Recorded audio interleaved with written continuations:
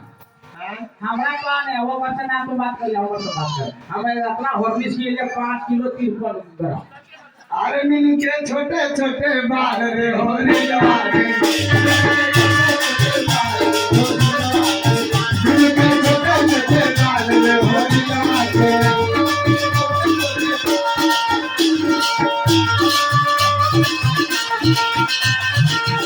ला ला ला ला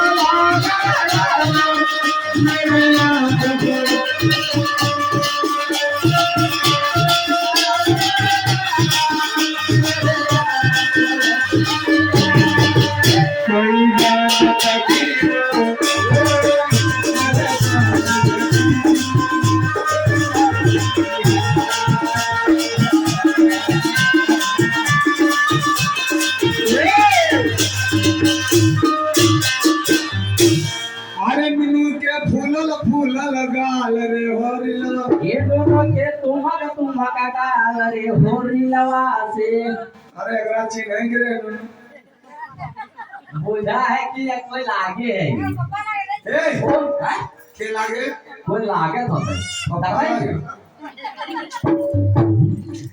अरे इन खरवा में है महल के रानी इन खरवा में है महल के रानी इन खरवा में हथी महल के रानी इन खरवा में है महल के रानी याकर पापा पूरा है अरे याकर पापा जी ने गाल रे होरी लवा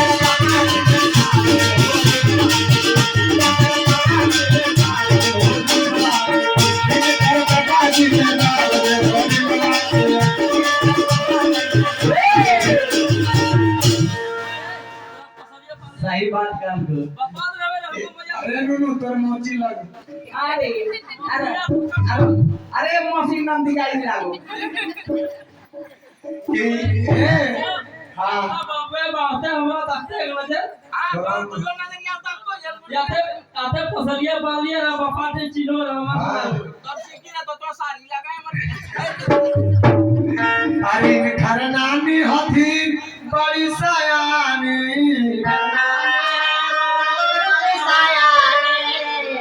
नानी नानी आलो ना यार की कर भी कहे तो भाई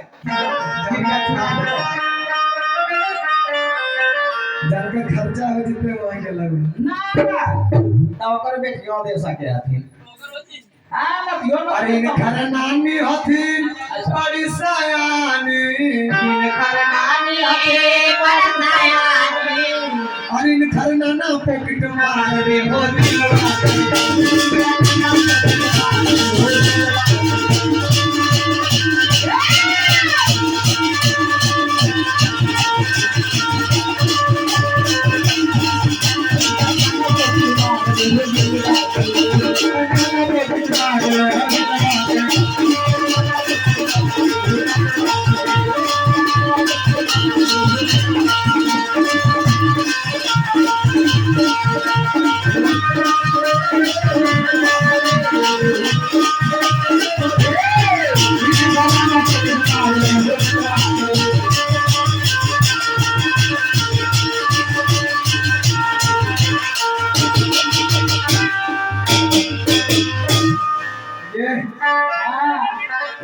काय कहता नहीं जल्दी आमू कपड़ो ना ना वो आवत हम को के मार ले बा काय हमरो पुरने नागर लागे पॉकेट मार नियर तो ठीबे करो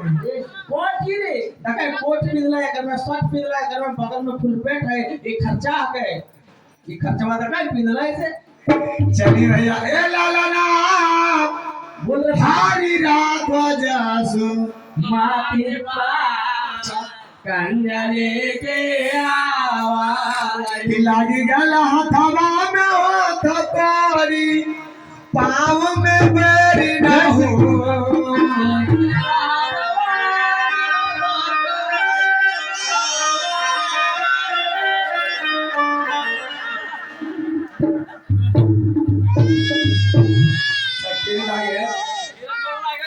हमारा इतना बड़ा तोहर नतिया नतनिया होतो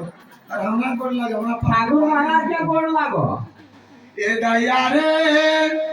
लागी हो गेल बाजा राके वार पहाड़ा सब जागी गे ये दया रे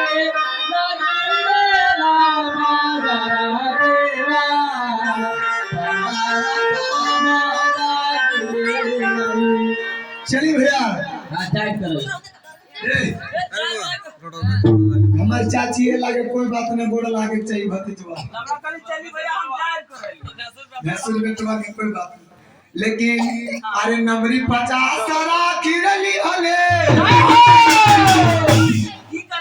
कि नंबरी 50 राखी हले हले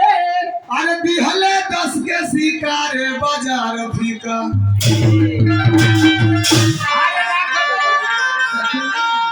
एकदम बाजार में फीका अरे दिहले 10 के शिकार बाजार फीका अरे फीका रे बाजार फीका अरे नंबरी के अरे कमल बाबू लिहले ठीका रे बाजार फीका नंबरी के कमल बाबू लिहले ठीका रे बाजार फीका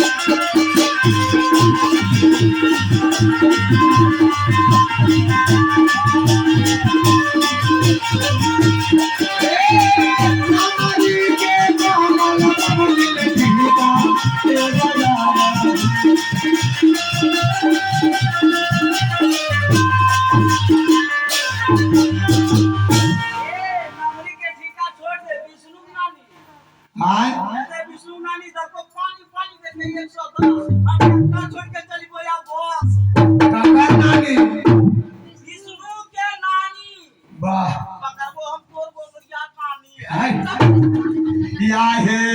नानी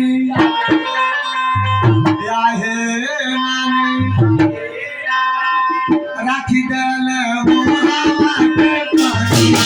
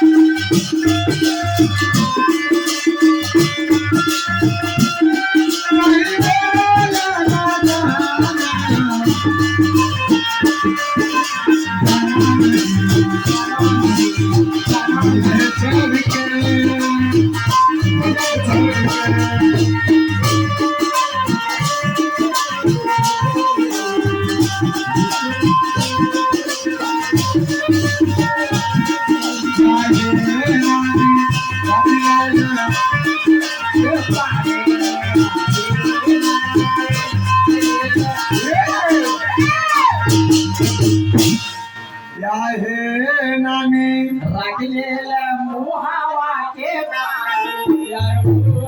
किया जतही अल्लाह नानी कहले अपन कहानी